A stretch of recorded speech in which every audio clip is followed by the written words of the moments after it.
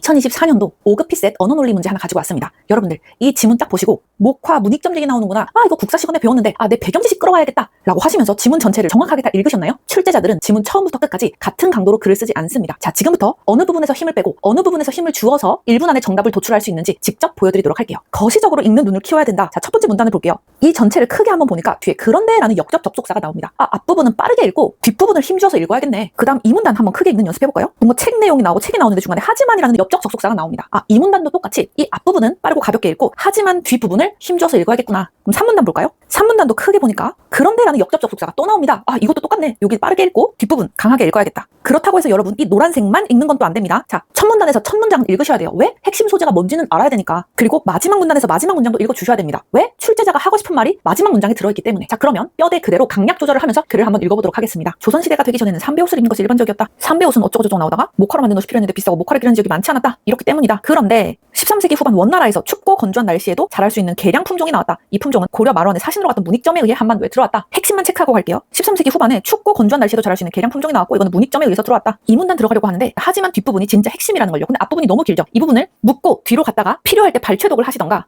엄청 빠르게 대각선을 속독해주세요. 저는 안 읽고 괄호로 묶고 넘어가겠습니다. 하지만 고려사에는 문익점이 귀국 직후 관직에서 파직된 것으로 적혀있다. 사실 공민왕이 문익점을 내친 것은 그가 원의 요구를 수용해 덕훈군 편에 섰기 때문이다. 그는 어디에 유배된 적이 없으며 대도에 머물다가 귀국했다. 문익점이 고려로 돌아올 때 춥고 건조한 날씨에서도 자랄 수 있게 계량된 목화 씨앗을 가져온 것은 엄연한 사실이지만 앞에 1문단에서 했던 얘기잖아요. 사실이지만이라고 하네요. 그럼 그 뒷부분이 중요한가 보다. 그 씨앗은 대도 근처 농촌에서 구한 것이었다. 하지만 뒷부분을 읽고 우리가 가져가야 될 건 뭐예요? 출제자가 지금 팩폭을 하고 있네? 우리가 지금까지 알던 사실은 거짓말이고 여기 뒤에 나온 이 부분이 팩트야 라고 하는 걸 가져가셔야 되는 겁니다. 자, 그렇다면 이 하지만 이전 내용은 무슨 내용일까요? 이항 대립적으로 생각을 했을 때 하지만 뒤에가 팩트야. 그러면 하지만 앞은 뭐겠어요? 거짓말이겠죠. 이렇게 너네가 알고 있었지만 그냥 신화일 뿐이야. 진짜 내용은 하지만 뒤에 이거야 라는 내용이겠죠. 자, 그러면 앞부분에 이 거짓말 부분 읽지 않아도 됩니다. 왜? 출제자가 하고 싶은 얘기를 선택지로 만드는데 한 문제 한 문제 아쉬운데 굳이 거짓말을 가지고 선택지를 만들지 않을 거예요. 출제자가 노린 것도 이겁니다. 괜히 감정이입해서 중요하지도 않은 부분을 정독해서 시간 끌게 만드는 것, 이런 출제자의 늪에 빠지면 안 되겠죠. 3문단 우리가 읽어서 집중해야 되는 부분은 그러나 뒤입니다. 문익점은 목화 씨앗을 심었는데 그런데 정작 문익점은 목화를 기르는데 실패했다고 합니다. 그리고 목화 재배에 성공한 사람은 그의 장인 정천익이었다라고 얘기를 하네요. 저는 이 부분이 굉장히 중요하게 느껴졌습니다. 왜냐? 그런데라는 역접 접속사 뒤에 우리가 지금까지 알고 있었던 상식을 깨버리는 반전과 진짜 사실관계를 알려주는 팩트, 결론을 알려주고 있기 때문이에요. 그리고 빠르게 대각선으로 읽고 제가 마지막 문장 항상 읽어야 된다고 말씀을 드렸죠. 오늘날 사람들은 문익점만 주목하지만 목화 재배법과 실 뽑는 기술을 퍼뜨린 정천익도 잊지 말아야 할 인물임에